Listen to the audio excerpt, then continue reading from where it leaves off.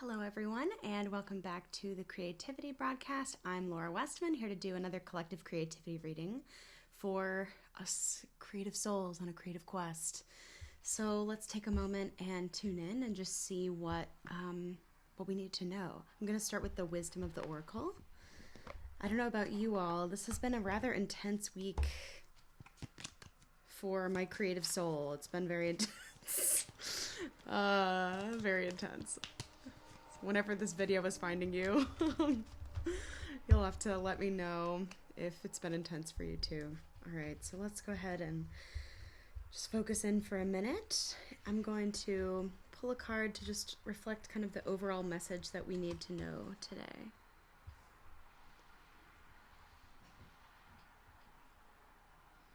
All right, creative soul wisdom.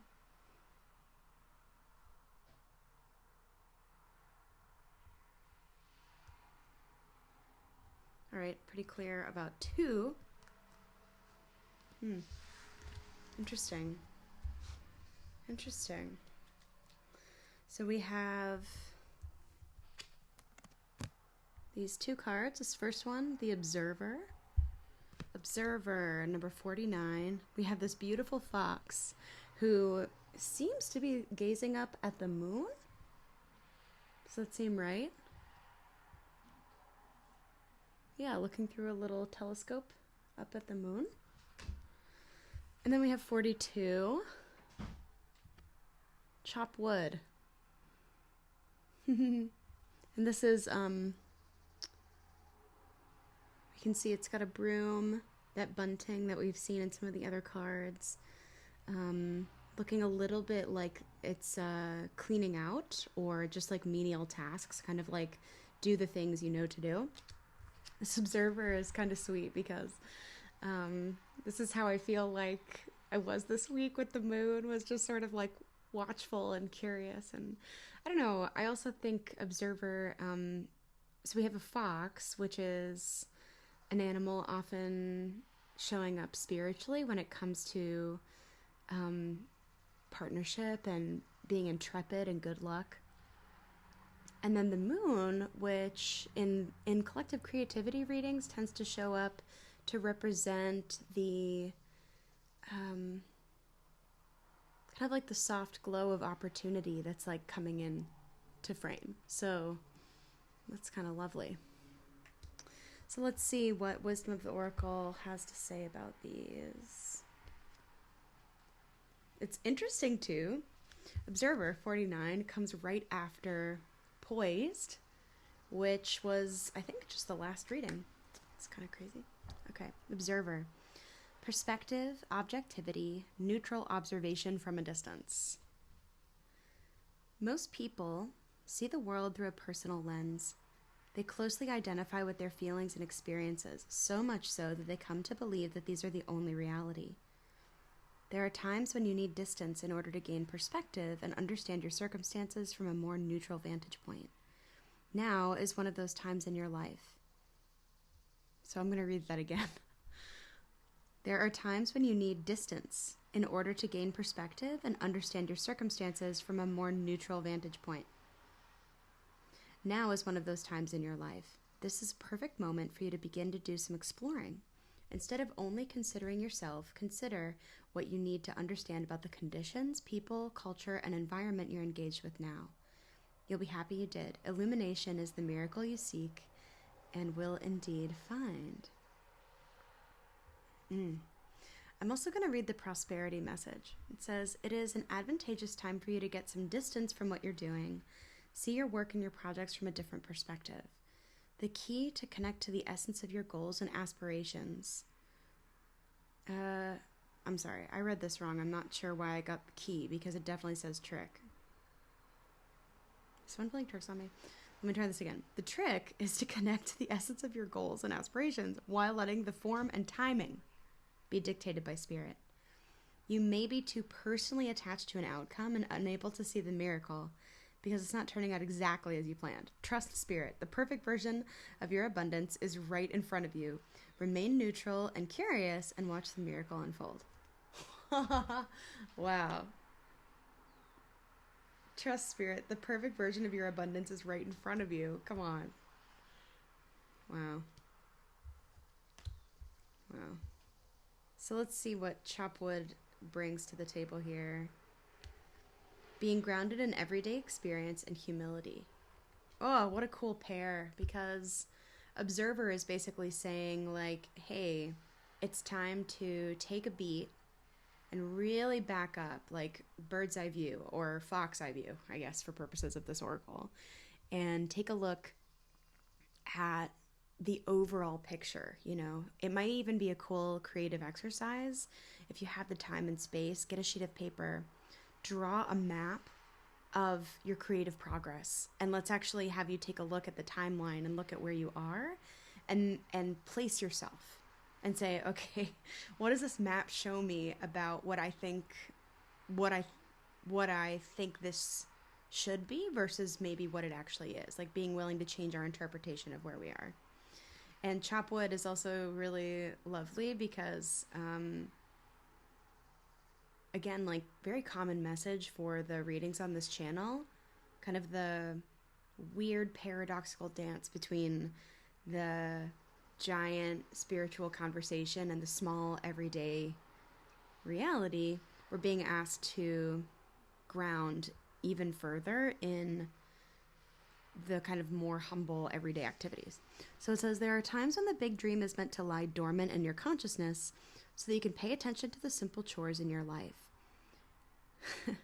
Consider why pruning a tree is the forerunner of delighting in the beautiful blooms when it is in full blossom. The mundane act of pulling off dead leaves, watering the soil, and then leaving it to let nature take its course is an important step in manifestation. I was just thinking that too. My human design is I'm a 4/6 manifester, and I was just talking to my friend yesterday about the plight of manifestors, which is that we can see a lot of possibility. We have a really hard time being with the in-between, which sucks because most of life is the in-between. It's sort of like with singing, how a lot of learning how to sing is in the vowels, even though I don't know that we always think about that way, because we think about whole words and phrases, but most of song happens in the vowels. It's kind of similar to that. Okay, let's see. Let's see. Taking your attention away from your goal brings you into a state of receptivity. This is a deeper purpose for releasing attachment. When you engage in everyday tasks in a meditative, contemplative way, you clear your energy to receive your aha moments, which brings you ever closer to what you seek. Yeah, I think when it comes to creative flow, when we get attached, that's when we kind of get into hot water. You know, when we get attached to, if we're working with a group, if we get attached to our particular idea being superior, that's a pretty huge stumbling block. Or if we're working on a rather large work of art that's going to somehow be up for public consumption, it's really challenging to not be attached to what people think or where it's distributed or that kind of thing. And I noticed that for me, this is an area where a lot of the joy of my creativity just gets instantly turned off, is if I start wondering what would it take to get played on this radio station or something like that, but not from a place of pure curiosity, more from a place of I need to feel a sense of legitimacy, and that kind of puts out the flame of passion and kind of makes it more attachment. Anyway, let's look at the prosperity message for this one. Now is the time to take small steps rather than larger leaps on the journey to creating your most prosperous life. Move your focus off your big dream and attend to the mundane chores. Focus on the little things that may have piled up while you've been mapping out the greater plan for the life you aspire to see manifest into reality. Chop wood, carry water, as the Zen proverb advises, or wash dishes, walk the dog. While you're doing all that, Spirit will have a chance to move mountains and set wondrous miracles in motion for you. Remain humble and aware of the present. It's so sweet. Chop wood, Observer. That's so lovely. This chop wood message is also feeling like a way for some of us, myself, I'm speaking mostly about myself, a way for some of us to literally deal with that big things take time. So we can get busy with little things while the bigger stuff that is happening kind of in the background moves, and it needs time. So we need to stay occupied and stay busy with other things so that we don't put our attention and focus too much in a worrying or destructive way on the big stuff. It's interesting. Perspective and humility. Love it.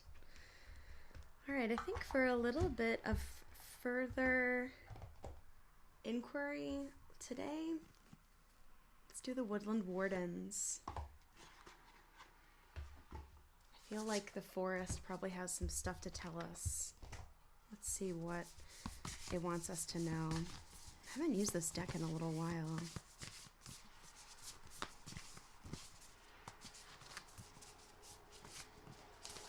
Today I created a bit of a releasing ritual for myself in the backyard, and while I was doing it, I saw a bunch of cool like flora and fauna that seemed to not notice I was there. Like I saw some deer kind of passing through, and normally they won't come close to us, so I guess the energy was right. Okay.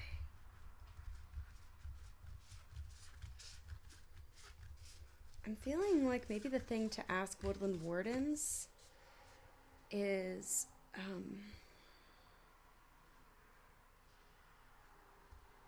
like, what's a supportive way for us to think about our creative energy while we are chopping wood and carrying water? Oh, okay, that's good. Almost like a please help us occupy our time properly while the bigger forces are happening in the background.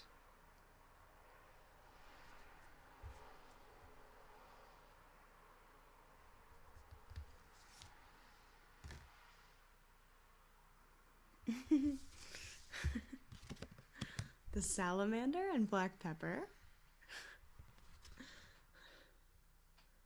XVII 17? It says inspiration. All right, let's see what Jessica Rue says about this. Every time, I can't help this, but every time a deck uses Roman numerals, I have to like say them out loud to like compute them properly. It takes me back to middle school. It also makes me think of in the movie Hercules when they're like, oh no, call IXII. Get it? It's 911. Okay, let's see. What did I say it was? XVII? Yeah. We're getting there. Okay. Thanks for hanging on there with me. Okay. Inspiration. Symbols of fire and heat. The salamander and black pepper call us to be full of energy and inspired. Both Aristotle and Pliny the Elder wrote of the salamander's ability to withstand flames. And the creature's association with fire is echoed in ancient Greek myth. Black pepper, or peppercorn, has an earthy flavor with a spicy kick, making it a perfect match for the fire-friendly salamander. A new opportunity awaits. To fulfill it, you must remain inspired, applying your full energy to your creative endeavors. Oh my God, that's so crazy. The questions here are, what inspires me? And how do I invite and incorporate more inspiration into my life?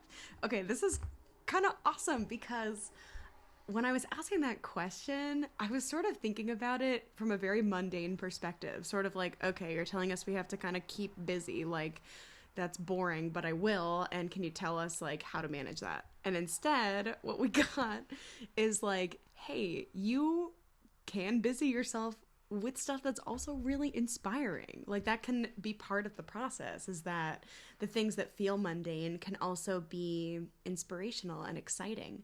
In fact, there are some times when one of my kind of like chop wood, carry water things is I like to tidy up my office, and kind of when my mind is feeling super overwhelmed, I like to unplug stuff and just spend some time getting the house cleaned and putting things away and, you know, orderlying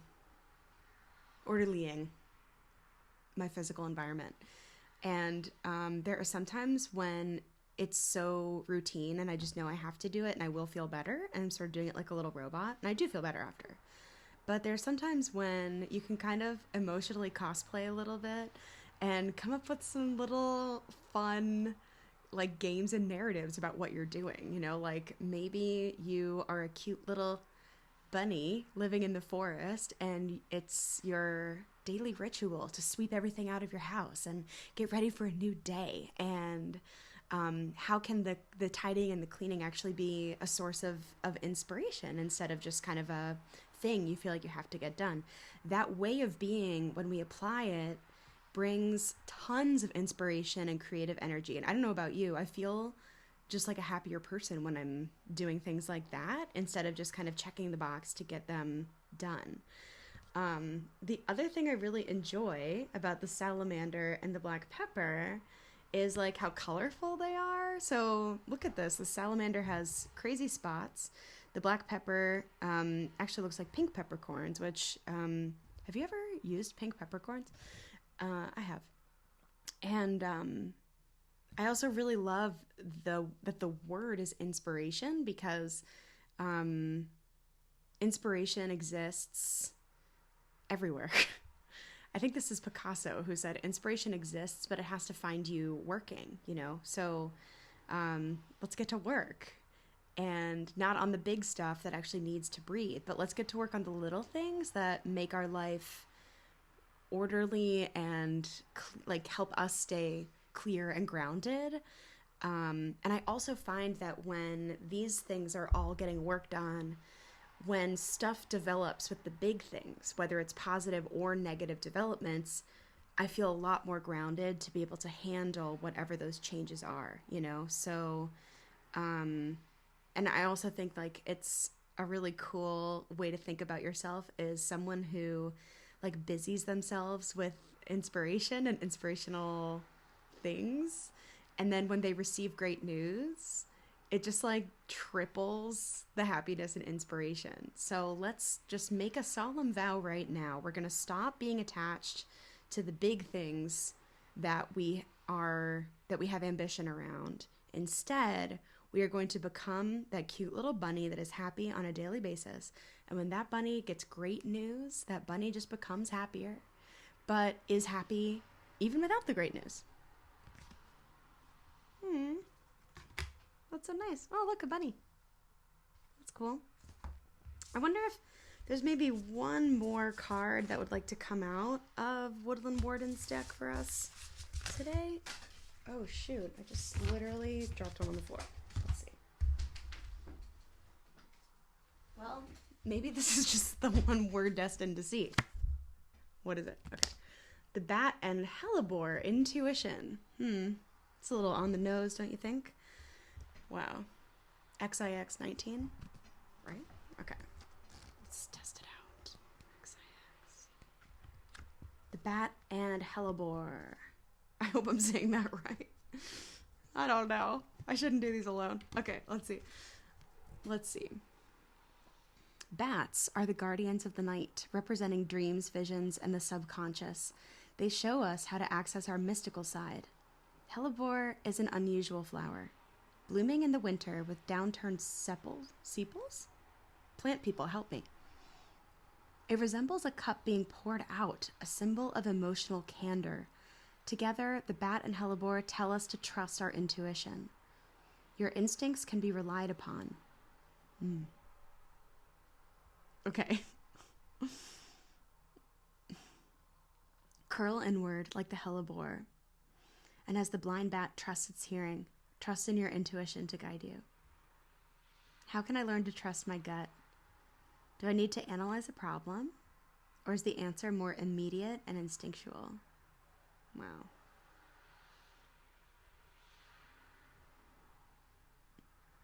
Your instincts can be relied upon.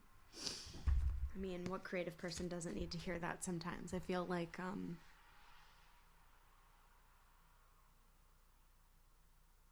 so much of our daily lives runs counter to even hearing our intuition, let alone feeling like we can trust it. It's very powerful right now. I feel a little bit like I'm sort of battling my inner skeptic and my spiritual believer right now as I like cross a emotional threshold. And my dreams have been so intense and very clear. Like my dreaming and I have a very clear shorthand for like what things represent, what things mean. And the symbolism coming through is very, it's just very clear. And I feel right now like there is this younger version of me kind of in the impact of lots of conditioning. And I've been trying to like figure out how to set her down.